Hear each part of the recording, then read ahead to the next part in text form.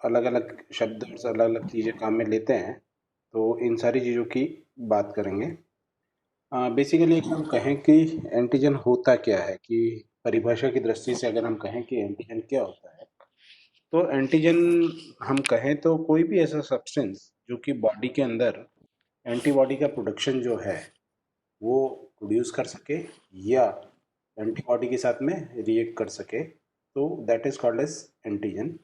या किसी T cell receptor के साथ बाइंड करे। तो टोटल अगर हम कहें तो एंटीजन वो पदार्थ हुआ जिसका कि इन्वॉल्वमेंट या जो बी सेल और टी सेल के साथ में बाइंड कर सके या एंटीबॉडी के साथ एंटीबॉडी का प्रोडक्शन शुरू कर सके, that is called as antigen.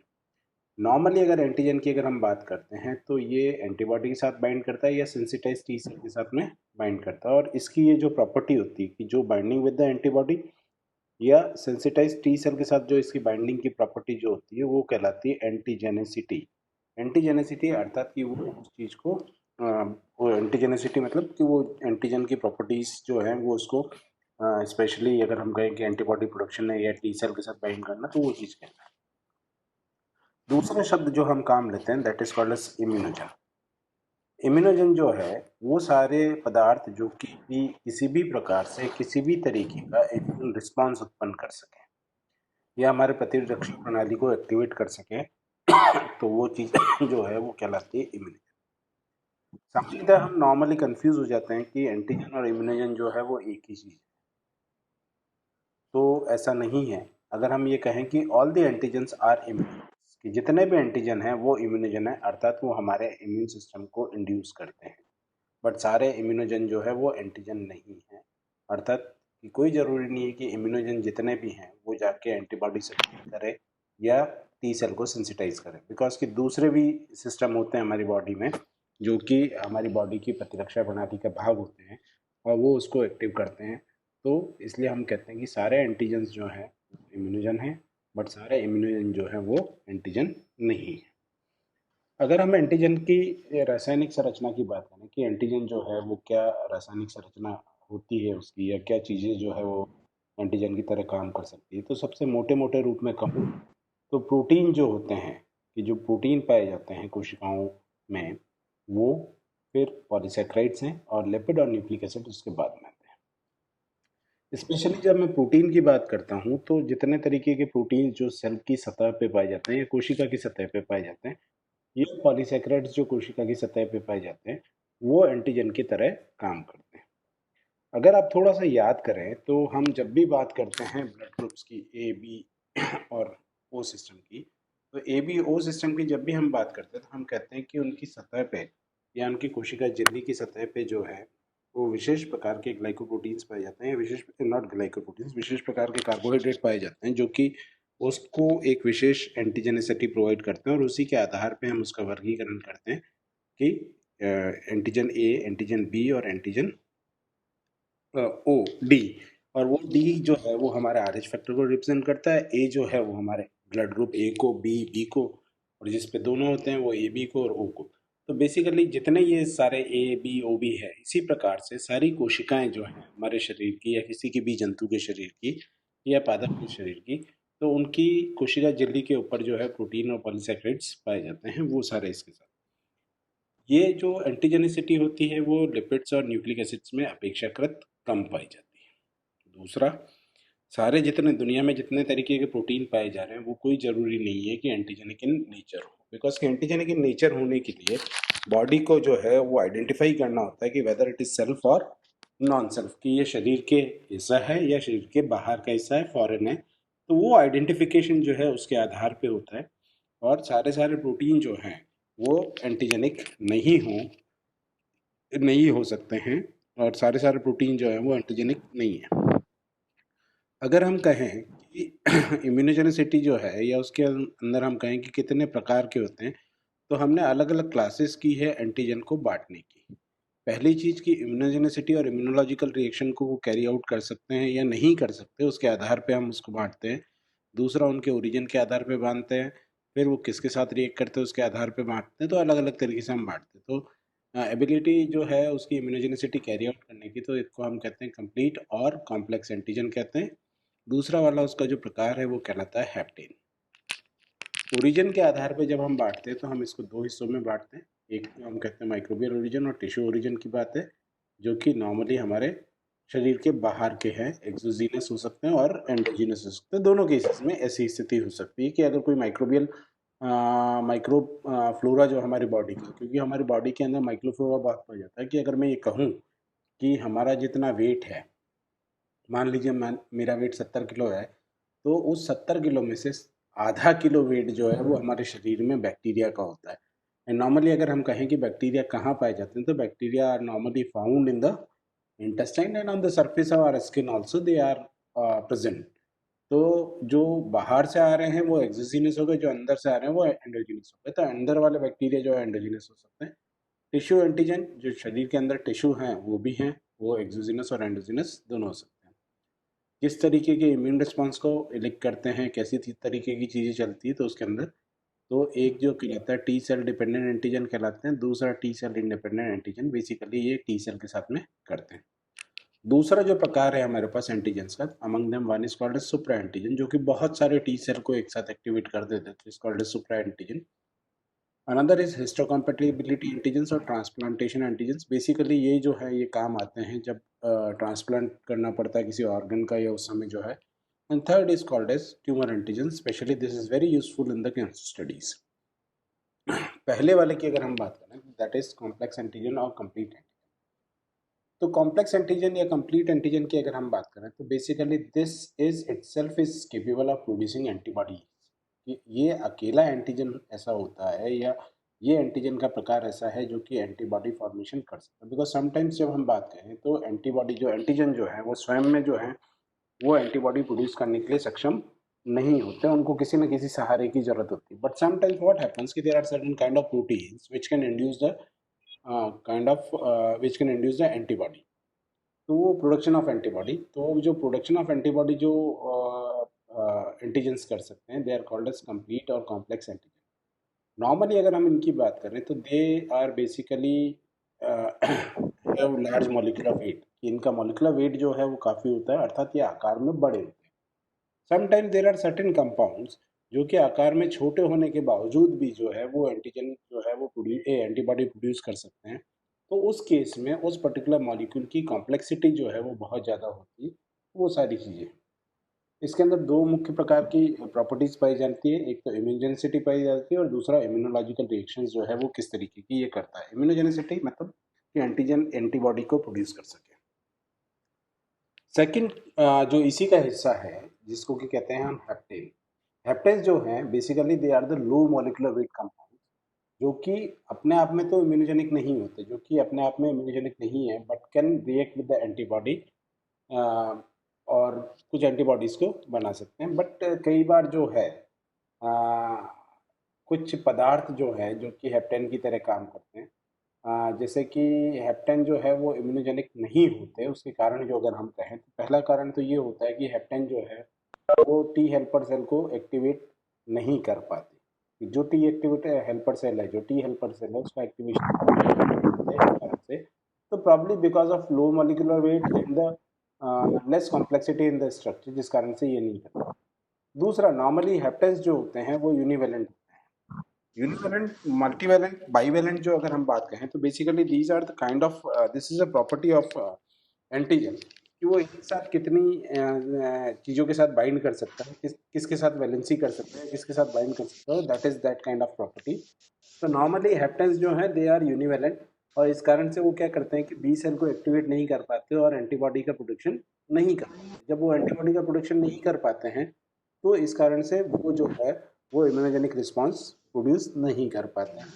और लो मॉलिक्यूलर वेट होते हैं ऑब्वियसली, जैसा मैंने पहले कहा कि वो लो मॉलिक्यूलर वेट होते हैं, तो वो उसके कारण। बट जब हेप्टेन किसी और के साथ जुड़ जाता है, एक्स पदार्थ के साथ जुड़ गया, वाई पदार्थ के साथ जुड़ गया, तो it can induce the antibody reaction और it can produce the antibody. अगर हम हेप्टेन की बात करें तो कैरियर प्रोटीन प्लस किस तरीके से ये सारी चीज़ें चलती है कि अकेला जो है वो कुछ नहीं कर पाता।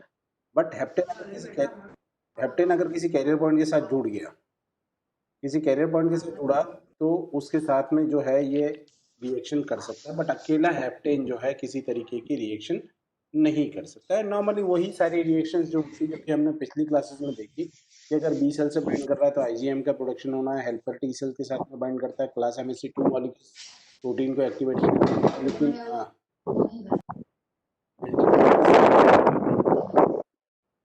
इंटरल्यूकिन 4 इंटरल्यूकिन 5 को एक्टिवेट कर सकता है। बी सेल जब वो एक्टिवेट करता है तो they convert into the memory cell और फिर प्लाज्मा सेल का निर्माण करता है, और जिसके कारण की एंटीबॉडी का फॉर्मेशन होता है। तो डिपेंड करता है कि ये किसके साथ में एक्टिवेट होता है, किसके साथ जुड़ता है, तो वो उसके साथ हो जाता है। तो नॉर्मली हेप्टेन को जब भी प्रोड्यूस करना होता है तो उसको कैरियर प्रोटीन की आवश्यकता रहती है। हेप्टेन की अगर हम बात करें तो दो तरीके के होते हैं।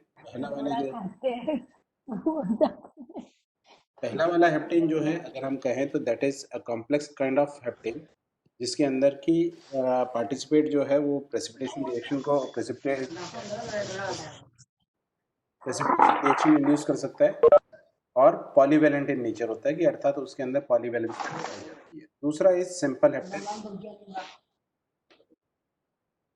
सिंपल हेप्टेन जो होता है वो प्रेसिपिटेशन रिएक्शंस के अंदर पार्टिसिपेट नहीं करता, और वो सिंपल हेप्टेन कहलाता है। But now if you talk about the reaction, precipitation reaction जो हमने यहाँ पे नाम लिया, तो जब भी हम इम्यून रिएक्शंस की बात करते हैं तो हम कहते हैं कि there are different kind of reactions, among them one is precipitation reaction, या हिंदी में आप उसको कहते हैं अवक्षेपीय अभिक्रिया।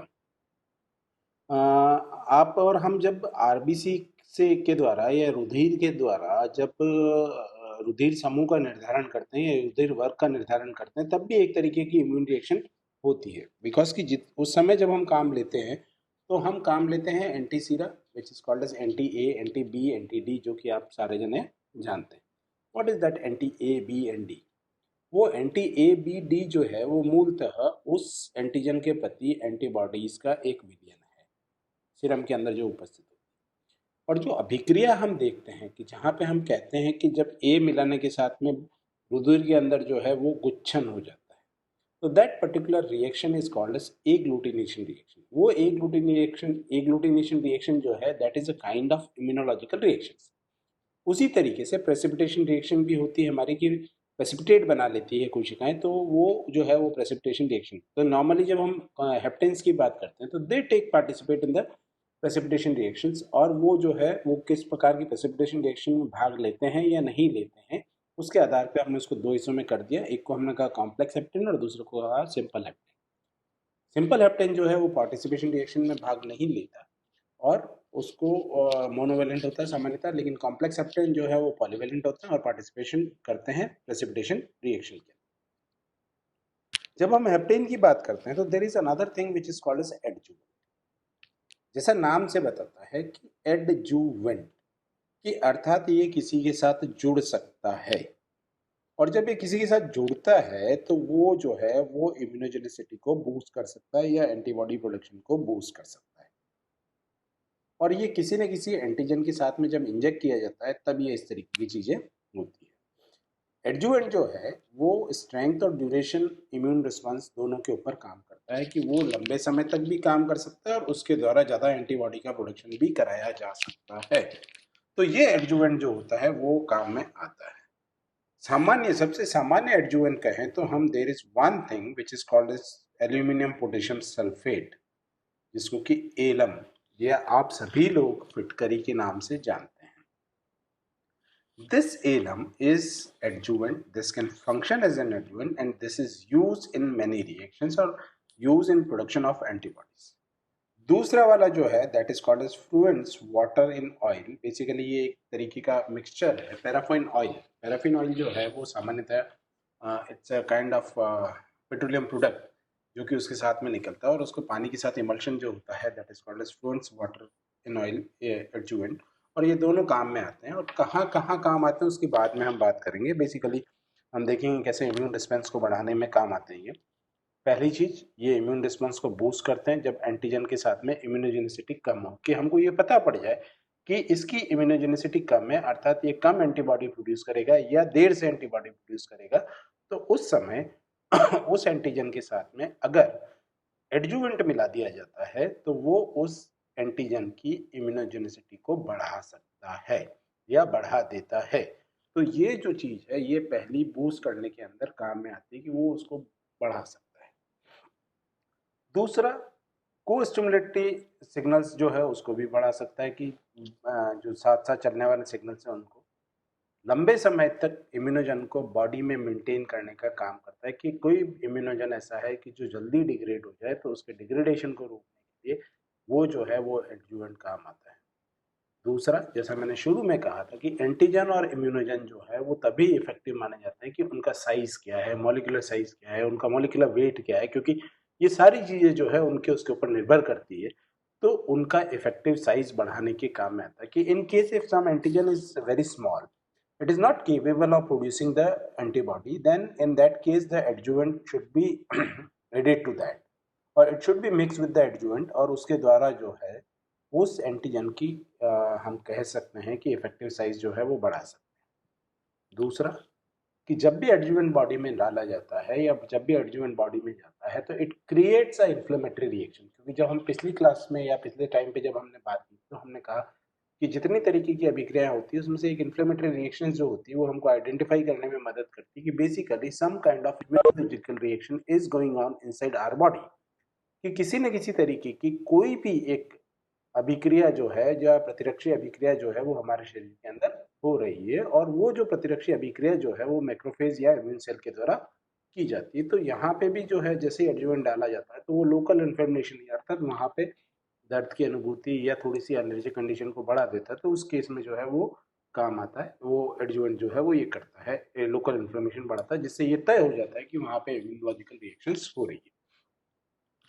अगर हम एडजुवेंट की बात करें तो दो तरीके के हैं हमारे पास। एक सॉरी, एंटीजन की दूसरे जो प्रकार की बात करते हैं हम, तो हम कहते हैं कि ओरिजिन के आधार पे, क्योंकि जब हमने शुरू में बात की थी तो हमने कहा था कि इसके जो है वो आधार अलग अलग है। तो पहला आधार हमारे पास था दैट वाज इम्यूनोजेनिसिटी प्रोड्यूस करते हैं या नहीं करते, तो कंप्लीट और कॉम्प्लेक्स की बात की, हेप्टेन की बात की, और उसके साथ हमने एडजुवेंट की बात की जो कि इन दोनों को सपोर्ट करता है। फिर दूसरा वाला जो था that was based on the origin की कहाँ से उनकी उत्पत्ति है, माइक्रोबियल है, टिश्यू है, एक्सोजीनस है, एंडोजीनस है। तो उसके आधार पे जब हम बात करते हैं तो वो जो है वो that is kind of origin के आधार पे। तो पहला माइक्रोबियल एंटीजन की बात करें तो basically these are called also called as structural antigens because they are the part of the microbial membrane of the capsule. ये या तो माइक्रोबियल मेम्ब्रेन के पार्ट हैं या कैप्सूल के पार्ट होते हैं। तो sometimes they are called also called as structural antigens, क्योंकि हम जब भी बात करते हैं जैसा हमने शुरू में कहा, हमने शुरू में क्या कहा कि प्रोटीन और कार्बोहाइड्रेट या पॉलीसेक्राइड, ये दोनों जो है ये ज्यादा एंटीजेनिक होते हैं बनिस्पत की मेम्ब्रेन के अंदर पाए जाने वाले लिपिड या केंद्रक में पाए जाने वाले न्यूक्लिक एसिड्स के या डीएनए आरएनए के बनिस्पत। तो यहाँ पे कहें तो वो स्ट्रक्चरल होते हैं। अब यहाँ पे स्ट्रक्चरल की अगर हम बात करें तो basically flagellar H antigen flagella में पाया जा रहा है that is H antigen, fimbrial antigen जो है वो उसके अंदर पाया जा रहा है। तो whatever is like a structure and which is found on the membrane of the microbes और the capsule of the microbe then it is called as microbial. दूसरा जो कि टिश्यू पे पाया जाता है, जैसे कि मैंने आपको शुरू से एक एग्जांपल दिया, that was the example of blood group, तो शुरू से हम ले लेते हैं तो वो जो है वो टिश्यू के अंदर पाया जा रहा है, बिकॉज कि जब भी हम ब्लड की बात करते हैं तो वी से कि blood is a liquid connected tissue and the same kind of antigen same kind of things, like same kind of से मतलब हुआ मेरा कि ढेर सारे पॉलीसेकेराइड ढेर सारे प्रोटीन्स जो हैं वो हमारी प्लाज्मा झिल्ली की सतह पे पाए जाते हैं और वो एंटीजन की तरह काम करते हैं, that is that. Another is class जो इसके अंदर आती है that is transplantation antigen. Transplantation antigen जो है वो एक तरीके के ऐसे एंटीजन है जो कि हमारी बॉडी सेल्फ और नॉन सेल्फ की तरह बहुत जल्दी रिकॉग्नाइज करती है। मेरे ख्याल से जब भी ट्रांसप्लांटेशन की बात करते हैं या जब भी हम ये बात करते हैं कि किसी व्यक्ति को अंगदान करना है या जो डोनर है और जो रिसीवर है उसके साथ में हम कुछ चीज़ें देखते हैं। अगर आप लोगों ने कभी सुना हो तो there is a term which is called as tissue matching and tissue typing. Tissue matching is something where the transplantation antigen are matched, कि उन ट्रांसप्लांटेशन एंटीजन को अर्थात वो जो भी टिश्यू या वो जो भी ऑर्गन उसकी बॉडी में जाना है तो उसकी सतह पे पाए जाने वाले एंटीजन जो है वो समान प्रकार के होने चाहिए। यदि अगर वह समान प्रकार के हैं तो उस पर्टिकुलर जो भी हमारे पास जो हमने टिश्यू को या अगर हमने ऑर्गन को ट्रांसप्लांट किया है तो वो जल्दी से जो है वो उसके अंदर एक्सेप्ट हो जाएगा। तो वो टिश्यू टाइपिंग का या टिश्यू मैचिंग का जो प्रोसेस किया जाता है वो ये किया जाता है कि if Sunil requires a kidney from X, then the typing of tissue with the Sunil's family और उस व्यक्ति के टिश्यू टाइपिंग को जो है मैच किया जाता है। इफ दे मैचेस, तो इसका मतलब वो आपस में अंगदान और अंग ग्रहण करने के लिए संभव है उनके बीच में। यदि ये मैच नहीं करता तो वो संभावना उसके अंदर नहीं होती। तो ये जो है वो ट्रांसप्लांटेशन एंटीजन का रोल होता है। दूसरा, उनका ओरिजिन कहाँ से है, जो कि कोशिका के बाहर से है, तो that is called as outside the cell, तो वो एक्सोजिनस कहलाता है। और अगर वो खुद के इम्यून सिस्टम का होता है तो then it is called as endogenous antigen. And sometime जब हम इसकी बात करते हैं एंडोजिनस की, तो कई बार जब बात आती है तो वो ऑटो इम्यूनिटी की भी बात करने लग जाता है कि वहाँ हमारे शरीर की कुछ कोशिकाएं जो है हमारे शरीर के खिलाफ काम करने लग जाती है, तो वो एंटीजन की तरह काम। तीसरा टाइप जो हमने कहा था, जो कि एंटीजन का, उसमें हमने कहा कि इम्यून रिस्पॉन्स के आधार पे हम उस पर बात करते हैं। तो one is T cell dependent, अर्थात जो कि टी सेल के ऊपर निर्भर करे वो, और दूसरा जो है टी सेल के ऊपर निर्भर नहीं करे तो वो। और टी सेल के ऊपर जो निर्भर नहीं करता उसको हमने दो भागों में बांटा है, टी आई टाइप 1 और टी आई टाइप 2। पहली चीज बात है कि एंटीजेनिक डिटर्मिनेंट क्या होता है। तो ऐसा हिस्सा जो कि हाँ, एंटीजन का पार्ट होता है, लेकिन वो जो है वो किसी इपिटोप या एंटीजन इपिटोप के भी कहलाता है। एंटीजेनिक डिटर्मिनेंट जो है वो इपिटोप भी कहलाता है, और वो किसी लिम्फोसाइट के रिसेप्टर्स के साथ में बाइंड करता है या लिम्फोसाइट के जिस अंग से बाइंड करता है, normally that is called as paratope. और उस पैराटॉप से जब बाइंड करता है तो वो हिस्सा कहलाता है एपिटोप। दूसरा, वो डिपेंड करता है प्रेजेंस जो होती है उसके अंदर की पॉलीवैलेंसी है या मल्टीवैलेंसी है या मोनोवैलेंट है या बाईवैलेंट है, तो उसके आधार पे। तो मल्टीपल आइडेंटिकल डिटर्मिनेंट्स अगर उसके अंदर हैं, अर्थात वो एक साथ कई सारी चीज़ों को आइडेंटिफाई कर सकता है, तो that is called as polyvalent और मल्टीवैलेंट। और यदि एक को ही कर सकता है तो उसको कहा जाता है। टी और बी सेल जो है वो एक साथ एक जैसे समान तरीके के एपिटॉप्स को आइडेंटिफाई नहीं करते, वो हमेशा अलग अलग प्रकार के एपिटॉप्स को आइडेंटिफाई करते हैं। That means if I say कि बी सेल जो है अगर एक्स एपिटोप को पहचान रही है, तो टी सेल जो है उसको नहीं पहचानेगी। तो अर्थात जो एपिटोप जो है जो कि वो बाइंड करता है, किसके साथ में बाइंड करता है, वो लिम्फोसाइट के बाइंड करता है या रिसेप्टर ऑफ लिम्फोसाइट के साथ बाइंड करता है। तो एपिटोप एक हिस्सा हुआ। दूसरे शब्दों में अगर हम कहें तो एपिटोप को हम कह सकते हैं लिगेंड है, क्योंकि ये जब बाइंड कर रहा है किसके साथ में, रिसेप्टर के साथ में। क्योंकि जब भी हम सेल बायोलॉजी की भाषा में बात करते हैं तो हम कहते हैं कि if there is a receptor there should be a ligand. तो if this is a receptor of lymphocyte, any kind of lymphocyte, it may be T, it may be D, तो जो एपिटोप जो है वो इसके साथ में बाइंड करता है। और जब वो एपिटोप के साथ बाइंड करता है तो that is called as sorry that is epitope. और वो जो है वो एक एंटीजन का भाग होता है। तो पैराटोप या रिसेप्टर जो है वो कोशिका का भाग हुए, और एपिटोप जो है वो किसी भी एंटीजन का भाग होता है। अगर हम कहें तो बी सेल एपिटोप जो होते हैं वो फ्री स्टेट में combining without any other molecule पाए जाते हैं। ये मुख्यतः दो प्रकार के होते हैं, एक को हम कहते हैं कन्फर्मेशनल और दूसरे वाले को हम कहते हैं लीनियर काइंड ऑफ एपिटोप्स। अगर हम कन्फर्मेशनल की बात करते हैं तो कन्फर्मेशनल जो है वो आपस में एक दूसरे के पास में नहीं पाए जाते प्राइमरी स्ट्रक्चर में। क्योंकि जब भी हम बात करते हैं, या जैसा हमने कहा कि जब भी हम बात करते हैं प्रोटीन्स की बात करते हैं, तो हम कहते हैं कि सारे सारे प्रोटीन जो है उनका जन्म जो होता है या उनका विकास जो होता है या उनका जो सिंथेसिस जो होता है, that is in the form of a linear structure, कि वो एक लीनियर स्ट्रक्चर की तरह एक प्राथमिक संरचना के रूप में होता है। और जो कन्फर्मेशनल जो है वो सामान्यतः एक दूसरे के पास पास नहीं होते। कन्फर्मेशनल जितने हैं वो आप एपिटोप्स जो है वो पास पास नहीं होते। एक यहाँ हो सकता है, एक यहाँ हो सकता है, बीच में नॉन कन्फर्मेशनल स्ट्रक्चर हो सकता है। बट जब उनकी फोल्डिंग होती है, जो सेकेंडरी स्ट्रक्चर बनता है या थ्री डायमेंशनल फोल्डिंग होती है या क्वाटरनरी स्ट्रक्चर बनता है, तो वो आपस में एक दूसरे के पास में ला ले आती है उसको। और उनका जो है उनका विनाश जो है वो डीनेचुरेशन के कारण हो सकता है। Will see the diagram next, इसके अंदर हमको इस चीज को क्लियर हो जाएगा।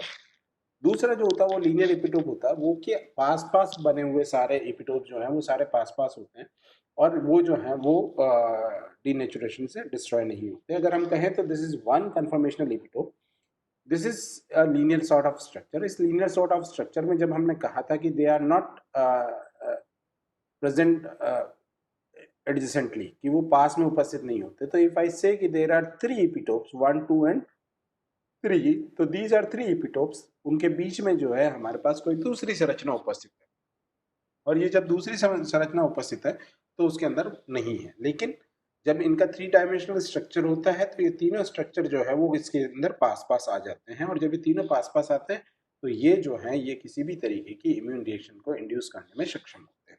एंड अल्टीमेटली एक चीज जो हमने कही थी कि ये जो है ये सारे जो 1 2 3 जो है दे कैन बी लॉस्ट, और इनकी जो एंटीजेनिक प्रॉपर्टी जो है वो डीनेचुरेशन के द्वारा समाप्त हो सकती है। दूसरा दूसरा वाला जो हमने कहा था that was linear determinant. Linear determinant के लिए हमने कहा था कि बेसिकली वो लीनियर डिटर्मिनेंट में जो है वो पास पास उपस्थित होते हैं, और वो जब पास पास उपस्थित होते हैं तो उनके अंदर जो है इस तरीके से चीज होती है कि वो डीनेचर नहीं होते। कि अगर हम यहाँ पे देखें तो these are two, one is this blue and one is this yellow, ये दोनों जो है एंटीजेनिक डिटर्मिनेंट है, ये दोनों पास पास है, और ये दोनों जो हैं वो डीनेचुरेशन की अभिक्रिया द्वारा प्रभावित नहीं होते। वन बाइंड्स टू आईजीजी, और डिटर्मिनेंट जो है वो डीनेचर्ड प्रोटीन जो हो जाता है उसके साथ में, और दूसरा वाला जो है बहुत नेवे और डीनेचर्ड प्रोटीन की तरह बाइंड कर सकता है। तो डिपेंड करता है कि वो किस तरीके का एंटीजन है, उसके आधार पे जो है वो किस तरीके से चीजें होती है। एंड तीसरा जो है that is called as neo antigenic determinant. Neo antigenic determinant जो है उसमें सामान्यतया किसी भी प्रोटीन में कोई भी एपिटोपिक साइट जो है वो उपस्थित नहीं होती, उसके अंदर कोई साइट उपस्थित नहीं है, but there are certain sites which are responsible for the proteolysis. कि वो जो साइट्स हैं वो प्रोटियोलाइसिस के लिए रिस्पॉन्सिबल है, और जब वो प्रोटियोलाइसिस जब हो जाता है उसका किसी पर्टिकुलर प्रोटीन डाइजेस्टिंग एंजाइम के कारण, तो वो प्रोटीन डाइजेस्टिंग एंजाइम के कारण जब प्रोटियोलाइसिस हो जाता है तो वो जो है वो एक नए प्रकार के डिटर्मिनेंट में बदल जाता है, because that is splitted into two. और जब वो दूसरे में बदल जाता है तो वो जो है वो नई साइट बनती है जो कि इम्यूनोजेनिसिटी या एपिटोपिक साइट बनती है जो कि उस चीज को इंड्यूस कर सकती है, and that is normally near the site of proteolysis. जहां पे प्रोटियोलाइसिस हो रहा है उसी के पास में होती है। टी सॉल एपिटॉप की बात करें तो वो जो है वो एमएचसी मॉलिक्यूल्स के साथ में आइडेंटिफाई तभी होते हैं जब वो एमएचसी मॉलिक्यूल्स के साथ में आइडेंटिफाई जुड़ते हैं। नॉर्मली कोशिका के अंदर होते हैं, सतह पर नहीं पाए जाते। सो जो टी सेल एपिटोप जो है वो एंटीजन प्रोसेसिंग करते हैं, और वो इन एपिटोप्स को एक्सेसिबल बनाते हैं टी सेल के। टी सेल एपिटोप रिकॉग्निशन जो है उसके अंदर फॉर्मेशन ऑफ टर्शरी कॉम्प्लेक्स या टर्नरी कॉम्प्लेक्स जो है उसका होना जरूरी होता है, और उसमें एंटीजन और टीसीआर अर्थात टी सेल रिसेप्टर जो है उन दोनों का रोल होता है। और जो कॉम्प्लेक्स होता है तो उसमें एंटीजन के साथ में दो बाइंडिंग साइट होती है, उसमें से एक साइट जो होती है that is for MHC and that is called as agretope. कि जो एमएससी के साथ बाइंड करती है that is called as agretope, और दूसरी वाली जो साइट जो कि टीसीआर के साथ बाइंड करती है या टी सेल रिसेप्टर के साथ बाइंड करती है दैट इज कॉल्ड एज इपीटोप, वो उस तरीके के साथ में होती है। अगर हम कहें कि टी सेल डिपेंडेंट एंटीजन क्या होते हैं, तो टी सेल डिपेंडेंट एंटीजन जो है वो टी सेल की आवश्यकता होती है किसके लिए, बी सेल को एक्टिवेट करने के लिए या एंटीबॉडी प्रोडक्शन के लिए आती है, आवश्यकता होती है। तो उनको जो है हम टी सेल डिपेंडेंट, अर्थात जब भी बी सेल का एक्टिवेशन होना है या एंटीबॉडी प्रोडक्शन होना है तो उस समय जब टी सेल की आवश्यकता होती है तो that is called as T cell dependent antigen. इसके कुछ अगर एग्जांपल कहें तो एरिथ्रोसाइट्स में जो पाए जा रहे हैं that is that, serum protein जो है वो सारे सारे जो है वो टी सेल डिपेंडेंट एंटीजन के हैं, और वो इम्यूनोग्लोबुलिन आइसोटाइप GEAE इनके साथ में काम करते हैं या इनको इंड्यूस करने का काम करते हैं। इम्यूनोलॉजिकल मेमोरी को दिखाते हैं, क्यों, क्योंकि हमने कहा कि जब एक एंटीजन से एक्सपोज होती है कोई बी सेल तो वो उस एंटीजन को याद रख लेती है, और उसके पश्चात जो है वो उसको आगे की तरफ प्लाज्मा सेल में कन्वर्ट होती है और वो उस चीज को करती है। प्राइमरी प्रोसेसिंग उसकी रिक्वायर्ड होती है और मेटाबॉलिज्म बॉडी के अंदर वो होते हैं। इंडिपेंडेंट की अगर हम बात करें तो इंडिपेंडेंट जो है वो डायरेक्ट स्टिमुलेट कर सकते हैं एंटीबॉडी को, जिसको की आवश्यकता नहीं होती कि वो टी सेल की सहायता ले, क्योंकि हमने कहा टी डिपेंडेंट जो है उसको टी सेल की सहायता लेनी पड़ती, वो एमएससी मॉलिक्यूल्स के साथ बाइंड करेगा या किसी और चीज के साथ बाइंड करेगा, टी सेल रिसेप्टर्स के साथ बाइंड करेगा। बट इंडिपेंडेंट जो होते हैं उनको आवश्यकता नहीं होती, दे डायरेक्टली प्रोड्यूस द एंटीबॉडी, की वो एंटीजन जो है वो एंटीबॉडी प्रोडक्शन को सीधा शुरू कर सकता है without the help of T cell. अगर हम एग्जाम्पल कहें तो न्यूमोकोकस की जो निमोनिया होता है उसके पॉलीसेक्राइड जो है वो डायरेक्ट इंड्यूस कर सकते हैं। फ्लैजिलर प्रोटीन्स जो फ्लैजिलिन है वो कर सकते हैं। टी सेल इंडिपेंडेंट की अगर हम बात करें तो दो तरीके के होते हैं, one is of microbial origin की जो एंटीजन जो है वो माइक्रोबियल ओरिजिन के होते हैं, बोथ मैच्योर और मैच्योर बी सेल को सीधे सीधे एक्टिवेट कर सकते हैं, वन एग्जांपल इज लिपोपॉलीसैकेराइड, जो कि बैक्टीरिया सेल के अंदर लिपोपॉलीसैकेराइड्स पाए जाते हैं, वो है कैप्सूल के अंदर स्पेशली वो सारे। दूसरा जो है टाइप 2 जो है वो सिर्फ मैच्योर बी सेल को एक्टिवेट करते हैं, वो जो है लिमिटेड नंबर ऑफ इपिटोप उसके अंदर पाए जाते हैं, और नॉर्मली दे इंड्यूस द और they induce the production of IgM and आईजीजी3, कि उन्हीं का जो है वो उस चीज़ के। और एक इम्पॉर्टेंट चीज़ जो है, they do not show the immunological memory, कि उनके अंदर इम्यूनोलॉजिकल मेमोरी नहीं पाई जाती, दे डू नॉट पजेस, कि बाकी दूसरी कोशिकाओं में जैसे इम्यूनोलॉजिकल मेमोरी पाई जाती है, इसमें भी नहीं पाई जाती, और धीरे धीरे मेटाबोलाइज होते हैं और लंबे समय तक कोई शरीर के अंदर use. What are the uses, पहले जब हमने एपिटोप की बात की तो what are the uses of epitopes, तो हम कहें कि लेबोरेटरी डायग्नोसिस में, ये तो वैसे ही हमने एक सामान्य रूप से रख दिया, diagnosis of non infectious disease, infectious disease के लिए, हार्मोन्स के आइडेंटिफाई के लिए, और वैक्सीन प्रिपरेशन के लिए identify. Another class is called as supra antigen. Supra antigen जो है वो पॉलीक्लोनली एक्टिव होता है, लार्ज फ्रैक्शन और large number of T cells को जो है वो एक्टिवेट कर सकता है। सुप्रा एंटीजन के कुछ एग्जांपल हमने दे रखे हैं, स्ट्रेप्टोकोकल एंट्रोटॉक्सिन्स हैं, स्ट्रेप्टोकोकल बायोजेनिक टॉक्सिन्स हैं, माउस मेमोरी ट्यूमर वायरस जो है वो कर सकता है। अगर हम एंट्रोटॉक्सिन्स की बात करें तो most of the enterotoxins are capable of producing the food poisoning वाली स्थिति होती है। बायोजेनिक की अगर हम बात करें तो they are capable of producing the pyrexia, and pyrexia is something which is related with the fever, तो वो उस चीज को कर सकते हैं। दिस इज वन एग्जांपल कि सुपरा एंटीजन जो है वो कैसे बाइंड करता है। तो एंटीजन प्रेजेंटिंग सेल जो है हमारा एपीसी जो होता है, दैट कैन बी एनीथिंग, वो हमारे पास कोई भी हो सकता है, and they have one thing which is called as class 2 MSC molecules, और इस क्लास 2 एमएससी मॉलिक्यूल्स के साथ में बाइंड करने के लिए there is one thing which is called as antigen fragment, की जहाँ पे एंटीजन फ्रेगमेंट आता है और वो टी सेल के साथ में, हेल्पर टी सेल के साथ में बाइंड करता है। और इन case if supra antigen binds with this, तो ये ढेर सारे टी सेल को एक्टिवेट कर सकता है, और ये एक्सोटॉक्सिन जो है वो इस तरीके से काम। अगर हम यहाँ पे कहें कि पॉलीक्लोनल एक्टिवेशन कैसे करते हैं, तो दिस इज वन, जो ऊपर वाला हिस्सा जो है हमारा, ये ऊपर वाला हिस्सा जो है ये कन्वेंशनल मेथड है, ए इज कन्वेंशनल, जिसके अंदर की सामान्यतः कोई सुप्रा एंटीजन काम नहीं कर रहा। तो basically we have the antigen presenting cell, it can be anything, human leucocyte antigen उसके साथ में है, उसके साथ में this peptide X is your antigen, whatever is the kind of antigen it is there, वो इसके साथ में बाइंड करता है, और वो जो है वो टीसीआर स्पेसिफिक पेप्टाइड जो है उसको एक्टिवेट करता है, और your T cell gets activated. But in case of supra antigen you have HNA-DR binding peptide, की कोई भी हमारे पास पेप्टाइड जो होता है वो उसके साथ में बाइंड करता है, and we have the supra antigen, और वो सुप्रा एंटीजन जो है वो उस कॉम्प्लेक्स के साथ में, उस कॉम्प्लेक्स के साथ में, अर्थात हमारे पास कौन सा कॉम्प्लेक्स था, हमारे पास कॉम्प्लेक्स था टी सेल रिसेप्टर का, और एमएससी मॉलिक्यूल का जो कॉम्प्लेक्स है उसके साथ में सुप्रा एंटीजन बाइंड कर जाता है, और जब सुप्रा एंटीजन बाइंड कर जाता है तो it can induce different kind of T sales simultaneously. Another जो हमारे पास लास्ट में आता है दैट इज हिस्टोकम्पैटिबिलिटी एंटीजन और ट्रांसप्लांटेशन एंटीजन। सबसे साधारण जो उसका होता है दैट इज ब्लड ग्रुप, क्योंकि हम टाइपिंग करते हैं, ब्लड ग्रुप टाइपिंग करते हैं, कि जैसे मेरा रुधिर समूह जो है बी नेगेटिव है, तो मुझे बी पॉजिटिव नहीं चढ़ाया जा सकता। तो basically this is a kind of matching which we do, कि ये करते हैं। जैसा मैंने आपको शुरू में कहा था कि डोनर और रिसीवर के बीच में टाइपिंग करनी पड़ती, किसकी एंटीजेंस की टाइपिंग करनी पड़ती, टिश्यू एंटीजेंस की टाइपिंग करनी पड़ती। तो सेम वे जो सबसे आसान जो हम टाइपिंग करते हैं that is of blood groups, कि किसका ब्लड ग्रुप कौन सा है, उसके आधार पे हम जब टाइपिंग करते हैं तो that is called as histocompatibility या ट्रांसप्लांटेशन टाइपिंग, और जिसमें एक A positive, A negative, B positive, B negative, A B positive, A B negative, O positive, O negative, जब हम इनकी मैचिंग करते हैं this is one which is called as this kind of thing, और ये बाकी दूसरे ऑर्गन्स और टिश्यूज पे भी ऐसे ही लागू होता है। ट्यूमर एंटीजेंस की अगर मैं बात करता हूँ तो ट्यूमर एंटीजेंस जो होते हैं जो कि मैलिग्नेंट कोशिकाओं पे उपस्थित होते हैं, बट सामान्य कोशिकाओं में उपस्थित नहीं होते। ट्यूमर कोशिकाओं में उपस्थित होते हैं बट सामान्य कोशिकाओं में उपस्थित नहीं होते, और यही एक तरीका होता है जिसके आधार पे कैंसर कोशिकाओं की या ट्यूमर कोशिकाओं की पहचान की जाती है। Because the cells which bear the tumor antigens, that means they are malignant in nature, अर्थात वो लगातार विभाजित हो सकती है, उनके अंदर विभाजन की अप्रतिम क्षमता है।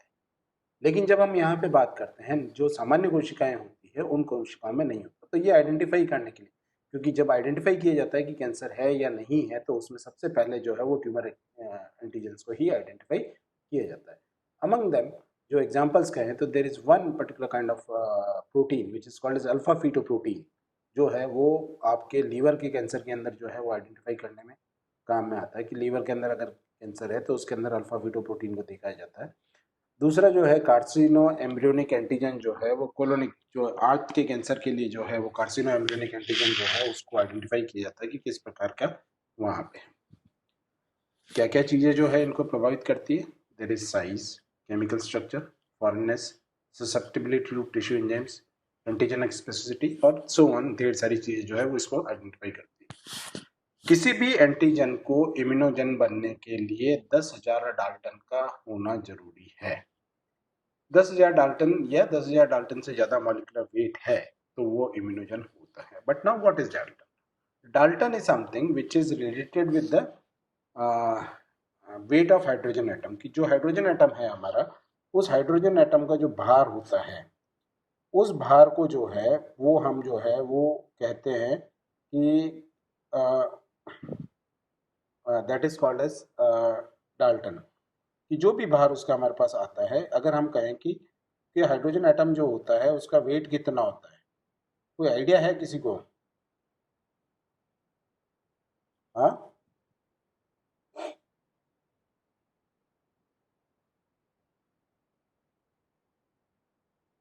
इट्स 1.008 और 7, जो मेरे को याद है 1.008 और 7 यूनिट। तो इज समथिंग इज रफली अराउंड 10,000 यूनिट। तो वो जो है वो उसके साथ में हेमोसाइनिन जो है again large molecular highly immunogen जो है वो एक है। हेप्टेन जो है वो लो मॉलिक्यूलर वेट होते हैं but are on non immunogenic.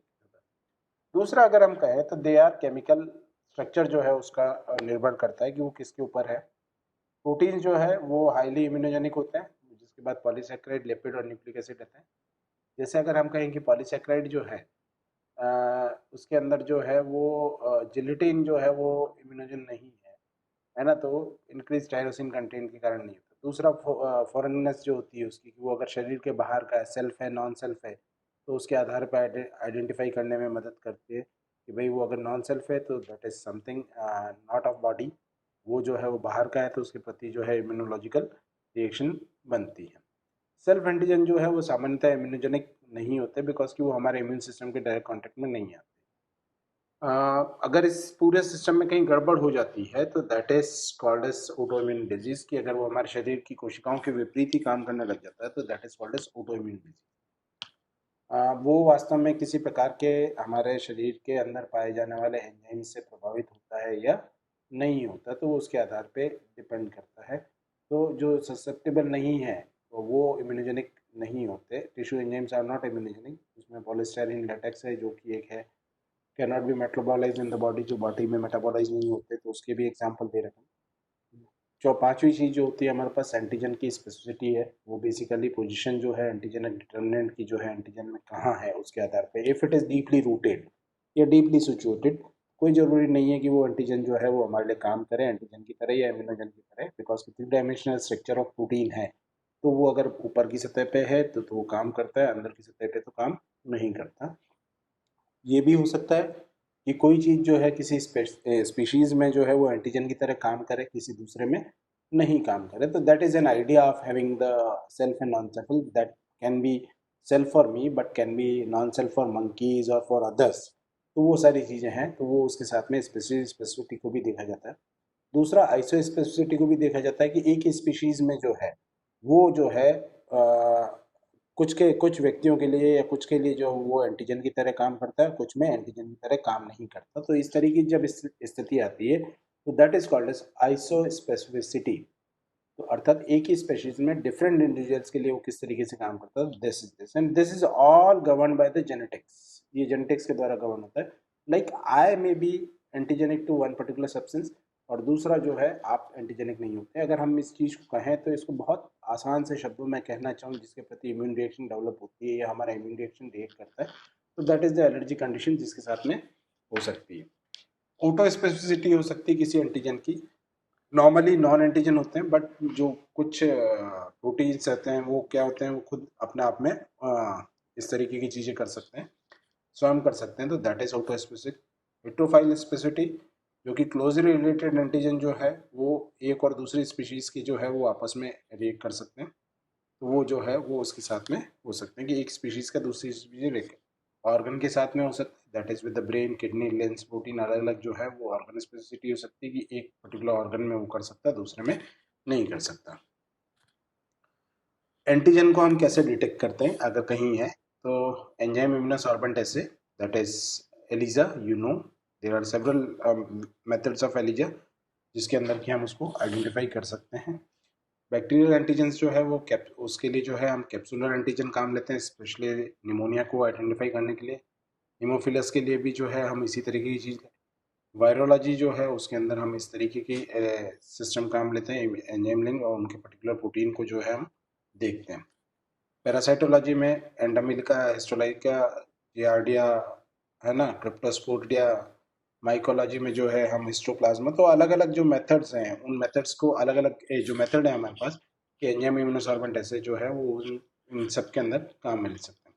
Another technique is called as immunofluorescence technique, कि नॉर्मली स्टेन करते हैं हम किसी एंटीजन को, उसके साथ में एक agglutination test which is normally done by you and we people, and immuno diffusion test होता है एक, और कॉम्प्लीमेंट फिक्सेशन टेस्ट होता है। तो ये 5 तरीके की टेक्निक्स होती है जिसके द्वारा कि हम आइडेंटिफाई करते हैं कि इन सारी चीज़ों को हम देख सकते हैं।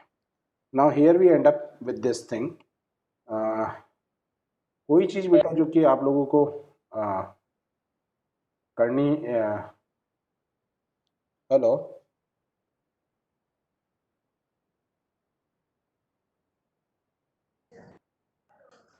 हाँ बेटा,